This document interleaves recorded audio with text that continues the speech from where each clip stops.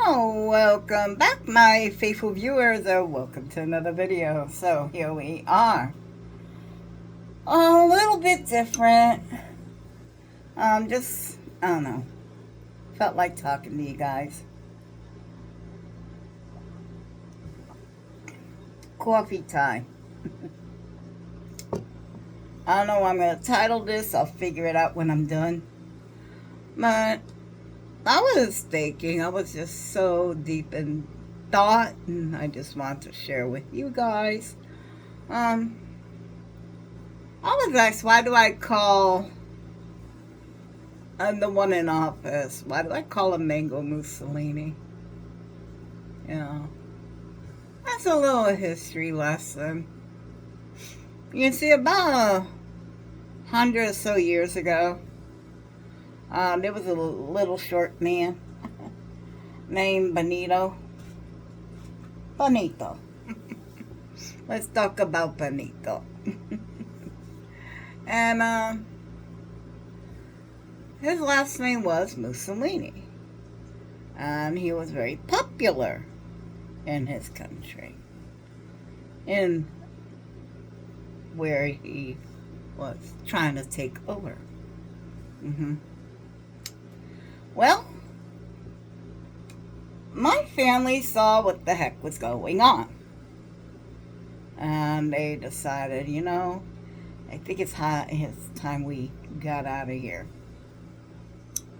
So they gathered all, the money they had.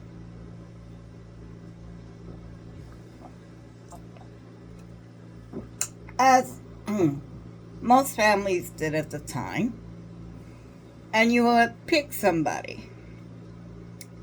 Either was the strongest who could work, back-breaking labor, can handle the work, or someone who was extremely smart, who could navigate. If you were lucky, you got someone who's both. You send them off. You got, tickets back then cost a lot of money to get on the boat. And it was hard, and just the trip alone took a lot out of you. Then the process when you finally got over here, would the boat be accepted in the harbor? Because there was a lot of times the boat was not accepted at the harbor, and you literally had to turn around. So you got on this boat. Your family earned their money, the little bit of pennies they could scrape up. They got you a ticket one way. They couldn't afford to bring you back, so you had to make it. And they got you on this boat with their fingers crossed that the boat would be accepted at the harbor. It was a gamble. You might get accepted, you might not. And my family wasn't the only family that had this big bright idea. No, they weren't. There was a lot of family that had this big bright idea.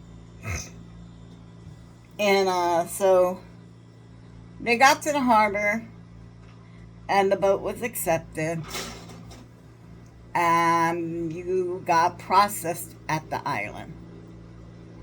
There was, I know some people went to one or two ports. Ours was in Ellis. Ellis was the port that took us. You could go to Ellis Island, and my family name is right there on the wall. Being that we were not the only ones that came up with this big bright idea. There was droves of us. Droves. They couldn't process everybody.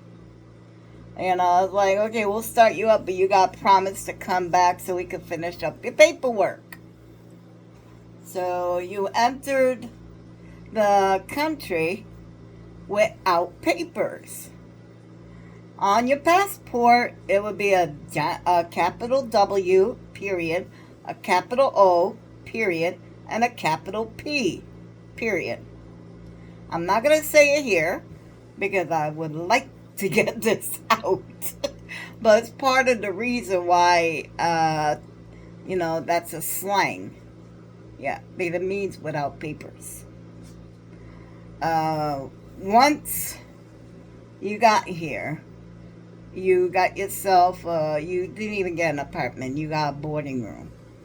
You know, you got a boarding room where you would share the kitchen and the bathroom, which is very common. And you worked. You worked from the time the sun came up till the sun went down. You worked, and you saved as much as you could. You spent as little as you could on room and board and some food, and the rest you sent back overseas. The reason why you did that, so that you could bring others. Now, once you have 3 or 4 members of the same family, at that point, you would get either an apartment or a house. And now you got a lot of people, and, so it didn't happen overnight. It did take a long time for this method to work. But then again, so did so did fascism.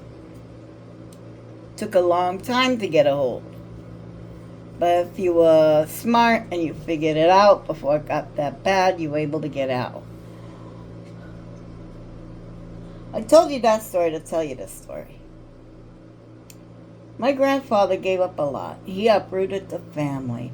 He took a European history away from all his future descendants to give us a better life. He took away our language, the way we do things, our mannerisms, took it all away. If things progressed the way they were supposed to progress, I would have never been born in this country. Probably be on a peninsula eating pastries and loving it. Or I could be in a Caribbean island, loving that too.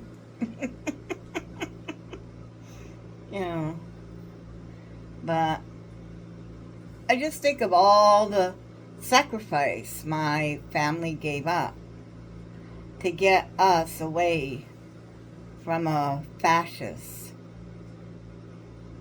and to end up right where they tried to give us a better life. And it just makes me so...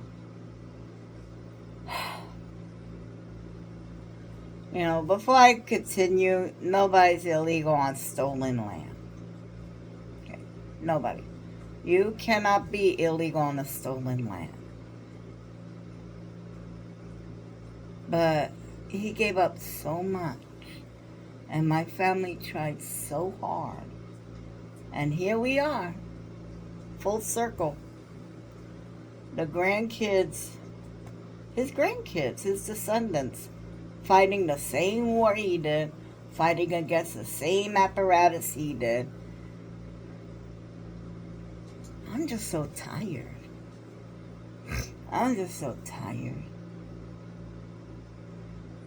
But, what am I going to do? I can't be anything but who I am.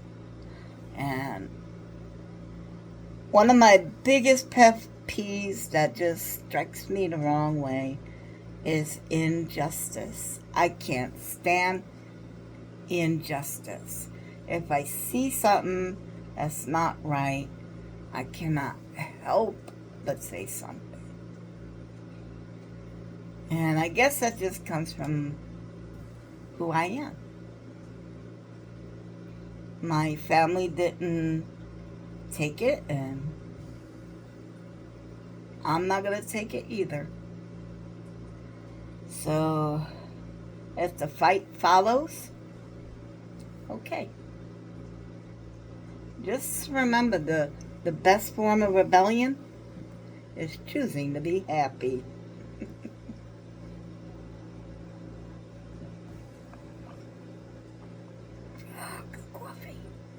Good coffee. Anyway, choose happy. We're all going to hope for the best, prepare for the worst, but I guarantee you kids, we're all going to end up somewhere in the middle. Until next time, guys. Bye.